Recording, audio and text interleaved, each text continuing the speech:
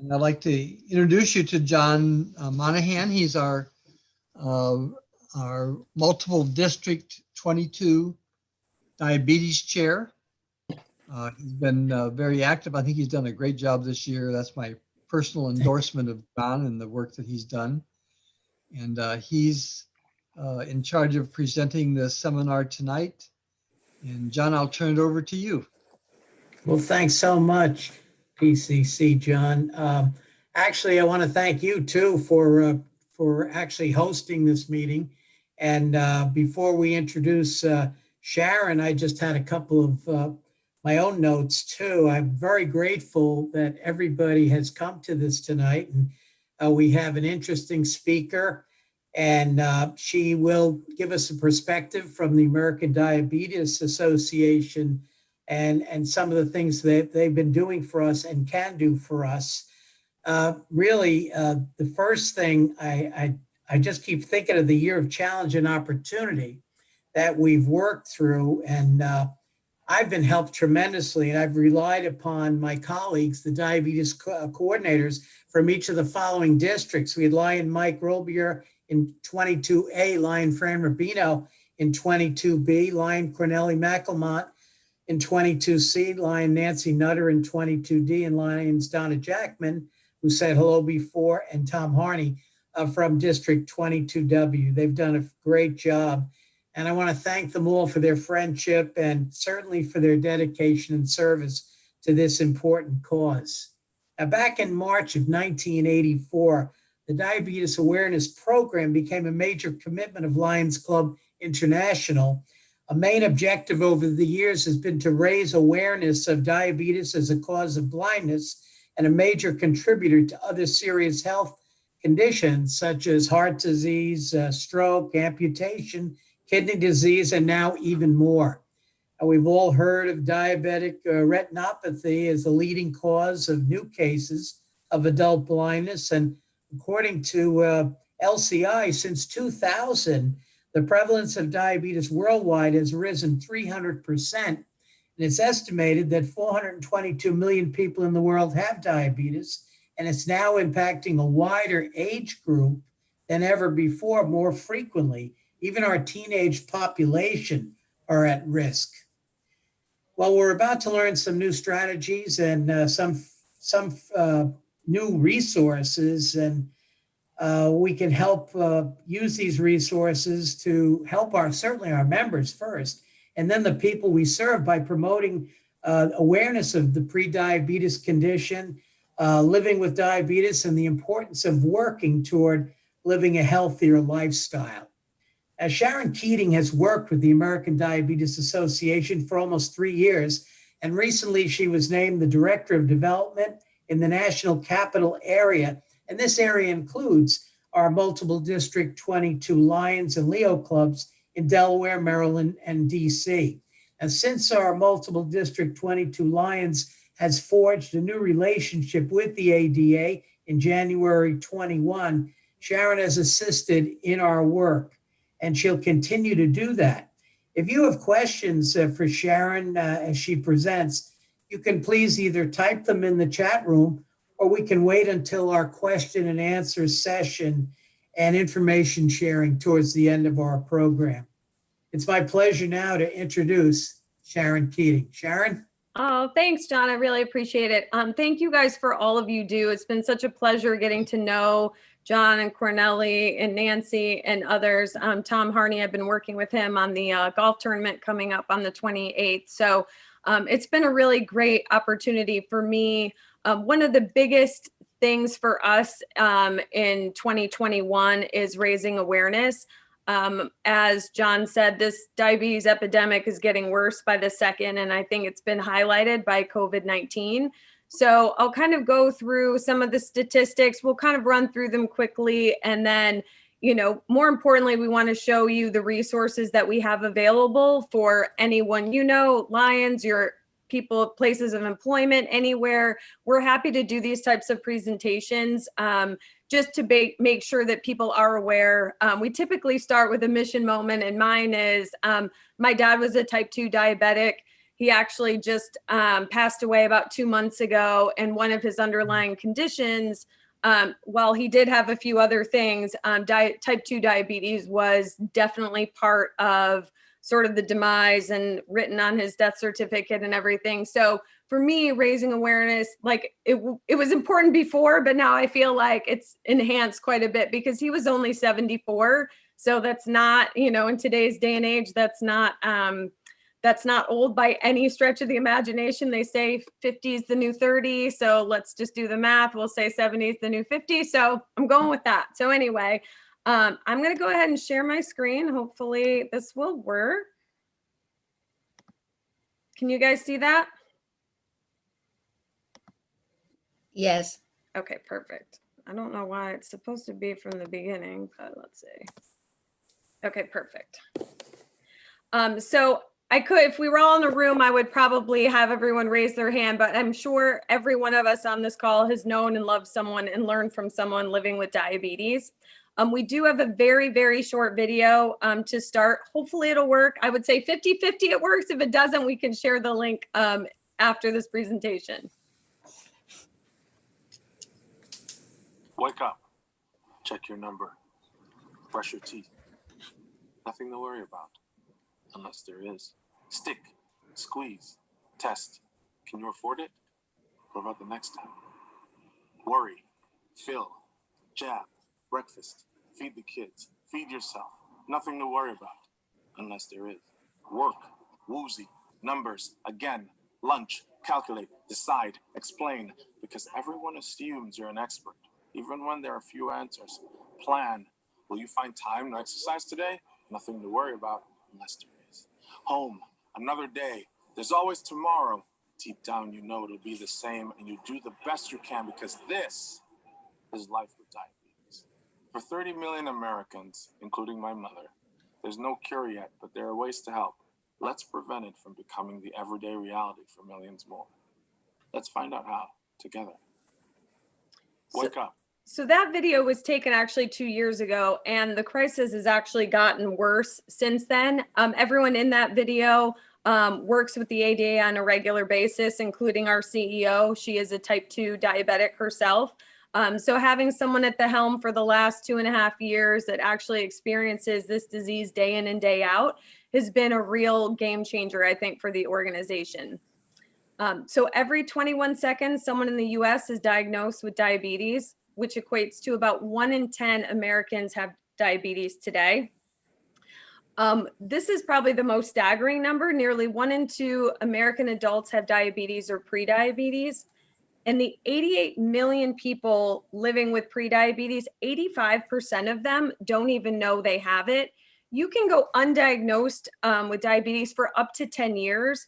It's just not something on the forefront of primary care physicians. They don't always tell you. I always use this example. I got blood work done before the pandemic, and all that happened was they sent me a report in the mail. And if I didn't know any better, I would have thought that it was just a bunch of acronyms if I didn't know what each number meant and how it affected my blood sugar, because obviously I'm at risk. Having my uncle passed away of diabetes, my dad, as I mentioned, my cousin's a type 1. So it's kind of surrounding me. So it puts me at higher risk. So prediabetes is when your blood sugar levels are higher than normal, but it's not high enough to be considered diabetes. So what you want to make sure is that your blood sugar isn't constantly going up and down. You want to keep it as steady as possible. I did have a diabetes he's one of my advocates. He said, it's kind of like not caring for your diabetes is like putting the wrong gas in your car and not changing the oil correctly. Your car will still run, but what happens is over time, all the major systems in your car are going to wear out much, much faster and could be fatal to your car running at some point. So when you don't manage your diabetes properly and you let it go, that is something that can definitely happen. There are 3 types of diabetes, as most of you probably know. Type 1 is when your body destroys all insulin producing cells. There is no cause, there's no cure, it's not contagious, it's not necessarily there's probably a piece of heredity, but it's not the same as type 2. Type 2 is when your body is not able to make enough insulin to meet its needs. Sometimes it's too much, sometimes it's not enough. And gestational is for women who are pregnant, where their body just can't adjust to the pregnancy and make enough insulin to support themselves and their pregnancy. So what causes it? Scientists don't really know for type 1. There is probably a little bit of a myth that you can't be type 1 past, I think back in the day, JDRF, perfect example, it was juveniles diabetes, where that's sort of, the game is sort of changing. I know at least 4 or 5 people that were diagnosed with type 1 at the ages of 24, 32, 51, and 60. So to say, people I think once they get out of their preteen years that if they haven't been diagnosed with type 1 that they're out of the woods, and that unfortunately, and no one knows why that is certainly not the case anymore.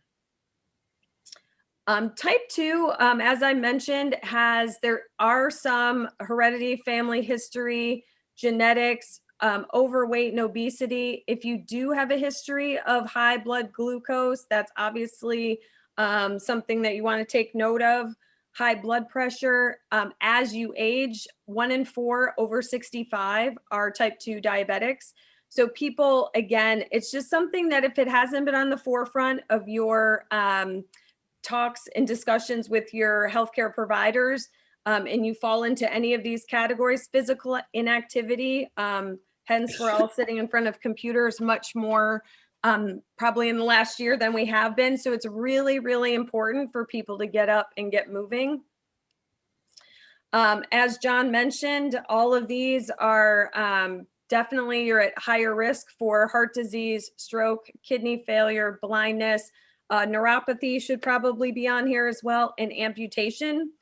They did say that in the last 12 months, amputations have risen 50% in the pandemic. So that's something that people, I don't think, realize is such a huge problem. That's something that we really have to take, consideration as to what some of the side effects of diabetes that's not managed properly. Currently, this is another, I think, huge thing for anyone with kids or grandkids. About 18,000 youth are diagnosed with type 1 every year.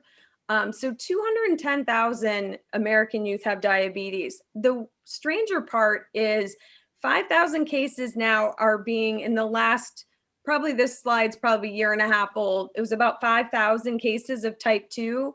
I do imagine that this number is going to skyrocket after the pandemic numbers come out, because kids are at home, they're eating whatever they want, they're not going to gym class, they're not doing the same things, they're doing what we are, they're sitting in front of a computer for 8 hours a day, which isn't really healthy for anyone. So our youth it's gonna take a toll on them. So we do have a program called Project Power, where we're trying to educate youth ages 5 to 12 about the advantages of healthy eating and exercise to prevent type 2 diabetes moving forward. What's causing the influx of diabetes? It's definitely a three-parter. I think people do think lifestyle factors is usually at the top of the list, but it's actually at the bottom. So social determinants, poverty, lack of access to healthcare, lack of outdoor space, your biological factors, age, genetics, ethnicity. People of African-American descent are twice as likely. Pacific Islanders are actually at the highest. They're about 2.3 times more likely. Asian Americans are on that list. But unfortunately, none of us are safe from it, which is something that you can't really say about a lot of other diseases. And then obviously lifestyle factors, unhealthy food choices, physical activity, obesity, all take part in some of that as well. So as a society and businesses, how does that equate? I would say annual healthcare costs for anybody diagnosed with diabetes is 2.3 times higher. I actually did a cost analysis for a local defense contractor in the DC area. They are spending $300 million a year on insurance just for people in their organization with diabetes. That doesn't even take into account the people in their organization who doesn't have diabetes. And 1 in 4 dollars, healthcare dollars, are spent on treating diabetes and its complications. So that's one of the main reasons all of our healthcare insurance is much higher in recent years than it has been. One of the things, we will share this presentation, so don't feel you have to write all this down. In case you don't know what important numbers to look for on those blood, when they send you back your reports, these are important numbers to know. So your blood pressure should be 120/80 or less. Your blood sugar should be on a fasting, which is 8 hours prior to, so don't eat 8 hours before you get a blood test, should be less than 100 milliliters per deciliter. And then your blood cholesterol in a perfect world would be less than 200. And your BMI, this is the number that I think people don't understand as much. 18.5 to 24.9. People think 24.9 is morbidly obese, that it's so obvious that someone's obese, but that's actually not the case at all. I shouldn't put myself on the spot, but I'm definitely up in that. And not to like pour my heart out here, but I wear like a size 6 or size 8, and I'm probably at 24. So my daughter's 5'7" and weighs 120, and she's in a 20, her BMI is 20. So these numbers are staggeringly low compared to what people think body mass index means and what it equates to just by looking at someone. Your A1C, that's the blood test that measures your average blood sugar levels over 3 months. Normal is going to be below 5.7. If you're between 5.7 and 6.4, you're at the prediabetes level, and anything over 6.5% or higher indicates diabetes. So that's something that, again, it's not something that's usually brought to your attention by your primary care physician. You almost have to be the one to be your own health advocate. They're not. Some are great and do, but I would say I did meet with an endocrinologist that said, interestingly enough, that they very, very rarely tell patients when they're obese because it reflects poorly on their ratings, and their ratings equate to how much money they get, which was dumbfounding to me. I mean, this is one of the highest endocrinologists in the Northern Virginia area said, that's why a lot of people don't do it. So that's one of those things that now that I know that, I make this slide a strong point to make sure that you are an advocate for your own health and take a look at these numbers and make sure when you're talking to your primary care physician or your healthcare provider that you talk to them about these numbers and where you fall. The symptoms of diabetes are often confusing, and I think they can often be equated to stress, exhaustion, overworked, all of those things. Urinating often is one of the things that I think people just, I don't know, I think they equate to, oh, I drink a lot of water, so I have to go to the bathroom a lot. But, or if you have a feeling of thirst that cannot be quenched in any way, extreme fatigue, blurry vision. One of the more interesting ones that people don't necessarily equate to, which goes back to the amputation issue, is cuts and bruises that are slow to heal indicates that your blood sugar is high because sugar feeds off of cuts and bruises. My dad's not here, sorry, Dad, but he had an abscess, and because he had neuropathy on his fingers, when he took a shower, he couldn't feel it, and he couldn't feel things the way a normal person does. Apparently, he was 24 hours away from going septic. This was about 2 years ago. He ended up having 4 surgeries in 9 days because the infection his blood sugars were so high, they just ate away at it, and they had to keep going in and clearing it out, which I know, sorry, hopefully no one's eating dinner, but it's one of those things that I think people really take for granted. And even if you have a bruise on your leg, if you notice it's there for more than a week or so, that's something that indicates that your blood sugar is a little bit too high. Weight loss can be an indication of type 1, and then tingling or numbness in your hands and feet can be type 2. I think you guys have access to our risk test, but it's a 7-question, 60-second test. Again, this presentation will be sent out, so don't feel like you have to write this website down, but you can take it for yourself or someone else, and it just gives you a low, medium, and high ranking.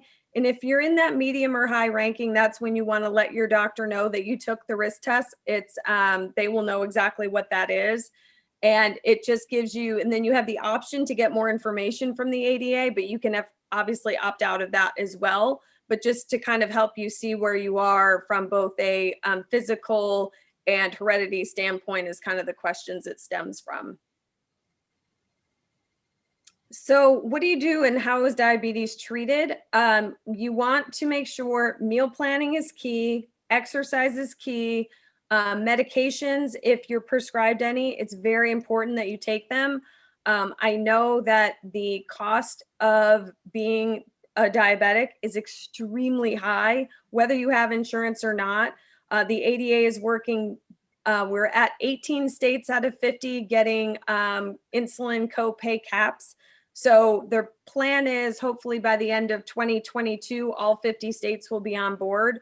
But just make sure that you really take it seriously. I will say my dad did not take it very seriously, and some of the consequences, obviously, dying way too young is definitely part of him not taking it very seriously. So if you have prediabetes or diabetes, what's interesting is weight loss is not always the case. Not everyone is obese. And I think that's another interesting piece that, and it makes it very difficult. If you're in that position where you don't need to lose weight, but trying to find foods that kind of fall in that don't make you lose weight too, is a little bit challenging. But daily physical activity, I can't stress that enough, and follow a specific meal plan. And again, be sure to take medications that are prescribed. We call the plate method probably the easiest thing to do. This is a great graphic for you. You can fill half of your plate with any non-starchy vegetable of your choice, carrots, beans, spinach, broccoli, any of those, and then half of your plate with any lean protein of your choice. And then you can have whole grains and starchy vegetables. I think that's a misnomer that you're not allowed to have any carbs. We do need carbs to live, so don't think that that's totally ruled out of your diet from here on out. Probably one of the biggest changes people can make if you are a beverage calorie person, whether it be coffees, whether it be soda, one of the biggest things you could do for yourself is change that to water or a no calorie beverage. Ideally water, but we'll go with, I'm a Diet Coke drinker, I'll admit it right here. Staying active, we don't need anybody to run a marathon. What we want people to do is even just getting up 15 minutes every hour or two, just to kind of get your blood rushing. That would be great. Your body is more sensitive to insulin when you're exercising, so the insulin will work better. And it obviously improves your mood and your mental well-being. I think one of the things that if you ask anyone living with diabetes, there is sort of that diabetes drain, sort of like the Zoom fatigue, where it's like, because it is a 24-hour-a-day, 7-day-a-week disease, which is not the case with a lot of other diseases. So exercising can help your mental capacity as well. Some of the things you can do, getting educated about diabetes is probably the most important thing, I would say. And if you do have a caretaker or someone in your family who's willing to go with you to take notes, we highly, highly recommend that. You can take a diabetes self-management education support class. A lot of times these are covered by your insurance. And we do highly recommend taking a refresher course. A lot of hospitals automatically do a free diabetes education course. So just look in your area. You'd be surprised how many resources there are. I will say our website is filled with amazing, amazing resources. So you just want to make sure that you really get educated on the disease. Again, I would visit a dietitian if you have problems making the adjustments on your own, because portion size and food choice is very, very important. I don't know why here in the US, they feel like we need to eat like 4 times the amount of food that we actually need for our bodies. So when you go to a restaurant, and look, I'm as guilty as anybody. If they put, a huge bowl of pasta in front of me, I'm probably going to eat it. So just learning about what portion sizes, it's typically for meats and stuff, it's about the size of your fist. So depending, obviously, some people are larger than others, but if you take your fist, that's about, for your body, that's about what you want. And carb counting and that plate method that I mentioned are super important as well. Avoiding misinformation, getting all of, I think we've all probably experienced in the last, I mean, probably 5 or 10 years, but more in the last 2 probably. Not every online source is reliable. So I would stick to expert approved websites. No Diabetes by Heart is a collaboration with the ADA and the American Heart Association. The Diabetes Food Hub is, which we'll get into a little bit, is amazing. Insulinhelp.org, and then obviously diabetes.org. And you can join a support group because, like I said, living with diabetes is a difficult, it's not an easy thing to live with every day, day in and day out. So if you have somebody or caregivers that would be interested in joining an online community for support, a lot of people have found that to be really, really helpful. So here we go. So the Diabetes Food Hub, it is filled with thousands of recipes, anything from breakfast, snacks, desserts, holiday plans. They actually print out, there's hundreds of recipes. There's a meal planner in there. There's shopping lists. So if you decide you want to cook one of those recipes, it'll print out exactly what you need. At the store, you can like things, you can dislike them over time. If you try some of them and it's not for you, you have the option to give it a thumbs down. But I would say most of them that I've seen, a majority are a thumbs up. And what we don't want to do, yes, you can eat wings. So what I did here was just sort of take a simple recipe. This baked hot wings with cilantro lime dip is straight from Diabetes Food Hub. So the calories in that are 220, carbs are 17, fat is 5, and protein is 25. And just look at what the difference between a fried chicken wing is. I can't totally see it, but I want to say it was like 531. The carbs were 25, but the fat was 43. And then the protein actually went down because you're frying them. So it eats away at some of the actual meat and protein. So those are little simple swaps that, I mean, I don't know about you, but I'm not a huge chicken wing fan, but those actually look pretty appetizing to me. And people have said that when they just make minor swaps, they don't have to change their lifestyle completely and give up every, food they've ever had. They can have cake at the office holiday, birthday get together, whatever. There are things you can do, but it's just being more mindful and making swaps where it makes sense. So our mission at the ADA is to cure diabetes, prevent it, and to improve the lives of those living with diabetes.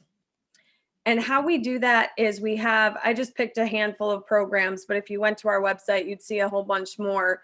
Our Living with Type 2 Diabetes programs is support and resource for anybody recently diagnosed with type 2, or if you've been diagnosed for a couple years, but you're still not really sure what to do. It's a great program. It's free. It also includes an Ask the Expert series that you can sign up for. Again, you don't have to, but we usually do them live monthly educational series. And then a lot of times we record them and put them on our YouTube channel.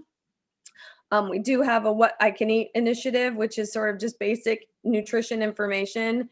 And I can't prep the Diabetes Food Hub. I can't prop that up more. I feel like it's a phenomenal resource for people. So here's a Living with Type 2. I don't know how they may have changed a little bit in the pandemic. There is a brochure. I have some of those at home. So if there's anybody who wants that pamphlet, just let me know. I definitely have it and would be happy to send it out to you. It just sort of gives you like where to begin, but all of that information is online as well. COVID-19 has sort of brought diabetes a little bit more to the forefront than I would say it had been in prior years.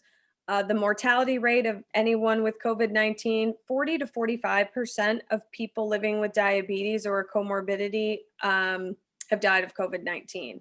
The interesting one is the new cases. I don't know if you guys saw, there was an article in the Washington Post, I believe in February, that 12 to 14% of people that were diagnosed with COVID-19 are inexplicably then being diagnosed with type 2 diabetes.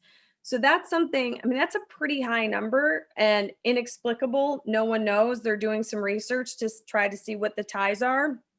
The health disparity has obviously become a huge highlight for in the last few months, I would say, that it's kind of exposed the problem with people having inaccess to good health care. And then 58% of people that were diagnosed with COVID are then being readmitted to the hospital if they had diabetes, unlike anyone else. We do have I'm not going to read through this whole thing, but there is a COVID-19 response on our website. So it's diabetes.org/coronavirus. Hopefully we're on the tail end of this, and hopefully none of us have to worry about this anymore. But a lot of the basics, be prepared. We do recommend having about a month's worth of supplies on hand in the event you are diagnosed with COVID-19 and are unable to go out and get supplies. That's probably the one thing of this whole slide that I would highlight more than anything. That's just a tip and a trick from us. If it's possible to do that, we would recommend that. One way to get involved with us, if anybody's interested, we are doing a virtual step out, which is to raise awareness about diabetes. There are no registration fees and no fundraising minimums, but there is recognition for different levels if you raise money. There's an amazing app that we have. I'll show you a few slides from it. And it's just, our goal really is to promote health and wellness. And what we really would love to do is for anybody, like if any one of your chapters wants to join and have a team and you wanted to compete, honestly, for me, I'd rather I shouldn't say this, don't say this to anyone because I'm a development director, but I would rather see people do the health and wellness portion of it as opposed to the fundraising. But obviously they kind of go hand in hand. But we are looking to get people all around the country to walk 3 million miles collectively. So from the time you register, once you see this app, you can actually track your miles automatically. And it's pretty cool. And then it goes to the whole total of everyone doing a step out walk anywhere around the country.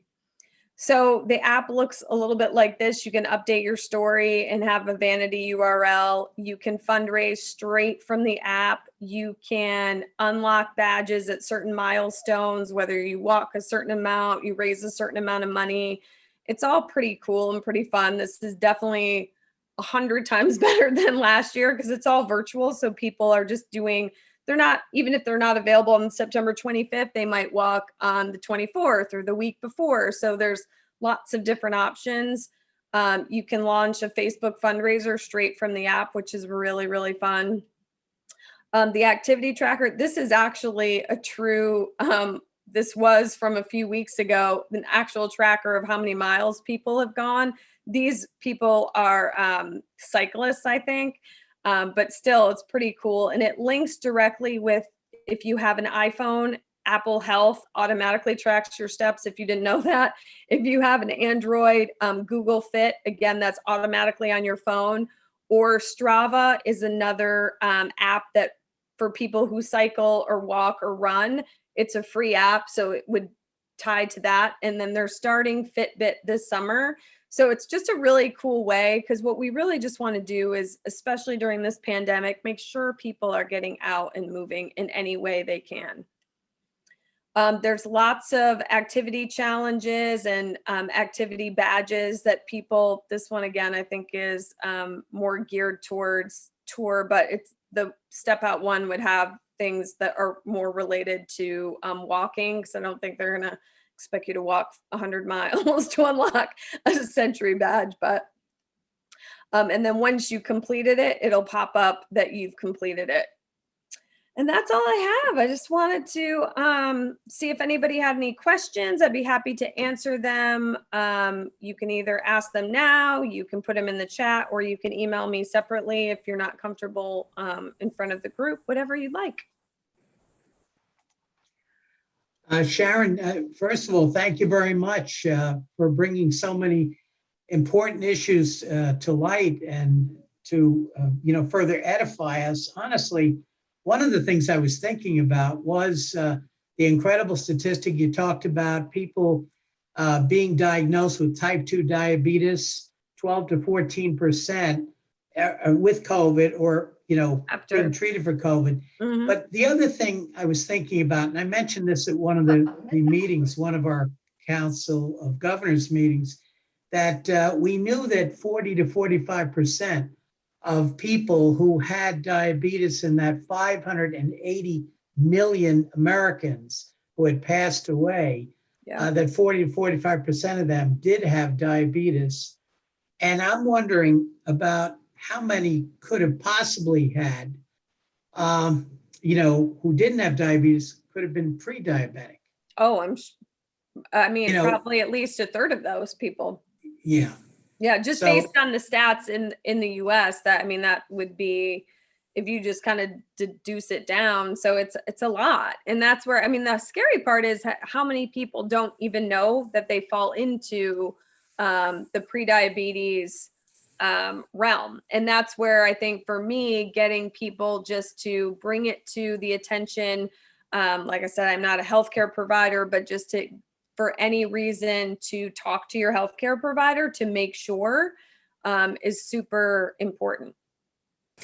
Sharon, we have another question too. Sure. In the chat. Sure. It's, do you happen to know the name of the app in the Google Play Store? Yeah, it's called, it's either Step Out Walk or it's ADA Step Out Walk. But if you just Google, here, I'll do it right now real quick, actually. Because it is pretty cool. Like, it's sort of, it's so much better than last year because everything still is virtual. Very good. And I believe there's Oh, another. it's called ADA Step Out. It looks, I don't know if you guys can see that. It looks like that. Okay. Very good. Any other questions from anyone?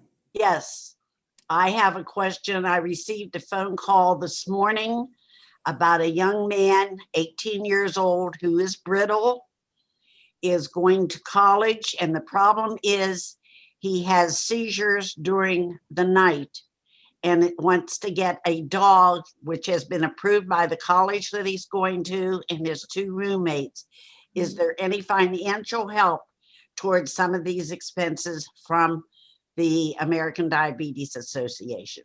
The one thing I'll say about because I've seen diabetic dogs in training and see what they can do, and it's amazing. For whatever reason, they are not necessarily supported through the ADA, but if there is any other type of assistance, I always highly, highly, highly recommend people calling the 1-800-diabetes number and ask the question. And maybe, I mean, this was about a year ago, so maybe things have changed, but I think there was I can't remember the exact explanation, but I think it was because there was an organization that was claiming that their dogs were diabetic and they weren't. So I think we were supporting it, I don't even know if financial, but just sort of putting a little ADA stamp of approval on them. And then this company somewhat soured it for people. So anything he needs, or any person that is looking for medications or anything, direct them to our 1-800 number, and they will, if they don't know the answer, they will find out. Thank you for your answer. I appreciate that. Of course. Yeah, I've And, seen them in training, and it's actually phenomenal, but it's just unfortunate that it's not as widely supported yet anyway. And Sharon, you did say that obviously you would share this presentation, and you can certainly send it to me, and I can share it with Lions who are interested, and I'll give my email. But I was also wondering if we could possibly make it available to the Lions Club International Diabetes Initiative staff. Yeah, of course. Yeah, it's the one I think- sent you. So I sent it to you in a PDF only because it's so large. It won't, as a PowerPoint, it won't let me email it to you. I could put it on a flash drive and mail it to you, but you have the PDF version, so feel free to distribute that to whoever you'd like to. The alternative to Okay. that, John, is that I am recording this session. It will be made available on a YouTube, and I'll make sure that the link goes out to everyone I can think of. So all the Lions should be able to get it that way, as well as other people that would like to share it. Perfect. Anyone else? Lion Sharon, Sharon, is she a lion? Not yet. Not Sharon? yet. I know. Sharon? I feel like I need to be, though. This is Pid Joel Gaffigan. One of the reasons I became a lion 40 years ago is my father died from diabetes complications 5 days before his 60th birthday Oh, wow. and a month after we got married. So he lost a lot. So the fact that Lions International took this initiative on means a lot to me personally. Yeah. And this was fantastic. So I'm glad that the two Johns working together can probably see to it they get this presentation to LCI diabetic staff with my strong support, because I think this should be seen by as many people as possible. Great. Thank you, PID Joe. We will. And anybody else have any questions? One of the other things too, before we wind this down, the food hub is incredible. It's one of the things that I learned a little bit about a couple of months ago, because it's brand new, isn't it, Sharon, this year?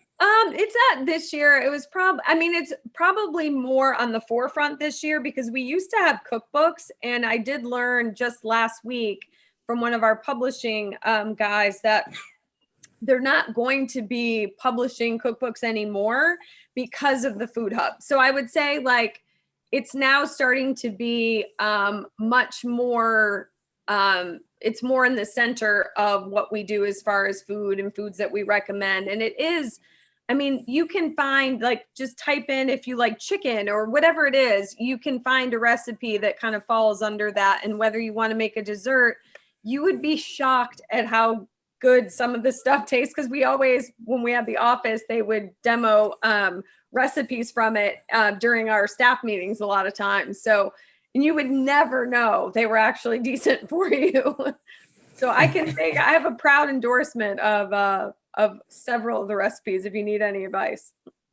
Well, that was my hook too with the chicken wings. I I just wanted you know, to that's help what we me out talked with about. that. So bad it's John, not who's football going to get her to sign an application and get her to be a lion? I like to have a commitment. Well, I'd be honored to do it, and I'll Terrific. talk to her, and we'd love to have you. Yeah, sounds great. Sharon, Tremendous. go to one website in particular, Sharon. Go to lcif.org. Okay, Surf Got that it. website, and then you'll be on the phone to John saying, where can I sign up? sounds great. Absolutely, very good. I have a question. Will they be reopening now that COVID's over, the Baltimore office where we can get supplies for our clubs and so forth? No, you're gonna have to go through me. So we are fully remote from here on out. So if there's anything that anybody needs, for Tom, I sent him a box of information for the golf tournament. I ordered him some red bags. So I'm gonna actually be out there. I don't know if anybody's going to that golf tournament on May 28th, but I told him I would go out there and volunteer. So if any of you are there, feel free, definitely come up and introduce yourself. So anything Sharon, you guys need from like to send out, just let me know what you're thinking, and then I can facilitate that. Thank you for that information. Of course. And one other question too. The Department of Health in Delaware especially has been very helpful, and they have a number of ADA publications, because when I've done some work, I've brought them with me, and I'm wondering, are they still going to be print editions available, or will that run out, do you figure? it's so funny that you say that. I don't know the answer to that. I know we have the ability to print, but I think it's going to be more on a as needed basis. So depending on what it is that you need, my house is sort of turned, there's a whole corner of it that's turned into sort of an ADA supply closet. So I have some things, and I do have access to the home office. So I do go every couple of weeks and I just sort of see what's there and what I can scour up. I do know they did invest in our website. They changed it completely about a year and a half ago. I don't know if it was to direct people more to that website because it can be updated a lot more quickly and a lot more easily. But if there's anything paper-wise, we still publish the standards of care. Obviously, all of our actual like book publications I learned are going to be for healthcare professionals. So that's a little bit of a new twist. But as far as brochures and stuff, I do have a lot of them. So if you need something, just let me know and the quantity and I'll see what I can do. Excellent. I Well, think we have John, time. Yes. Would you please get her email address and send it out to those of us that need to get in touch with her?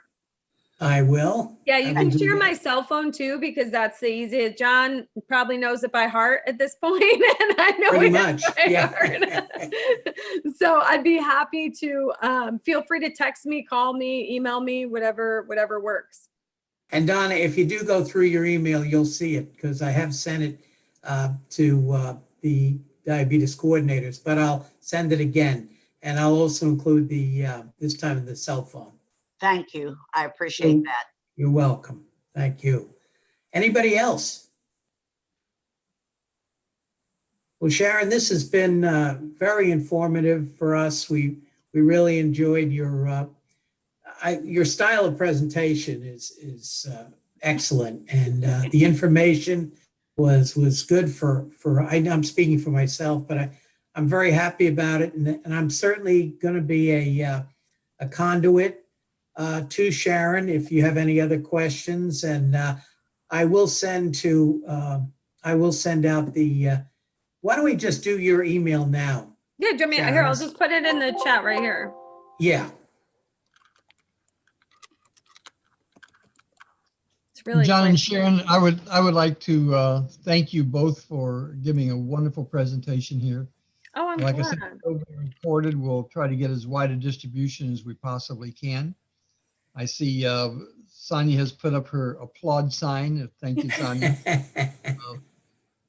So thank you again. Of everyone, course. a round of applause. Yeah. I would like to encourage you to stay on. At 8 o'clock, we're having a seminar on service led by Susan Cox, who's our global service team leader for the multiple district. So that'll be on in just a few minutes. Great. Again, Well, thank thanks you all. everyone. And I'll thank my dog for staying quiet. So that was Yeah. lovely. Thank you guys all for your time. I really, really appreciate it. Thank you again, Sharon. And thanks so much, John, for Thank you. managing it. No Bye, problem. everybody. Have a good rest of your meeting. Thank you again. Thank you.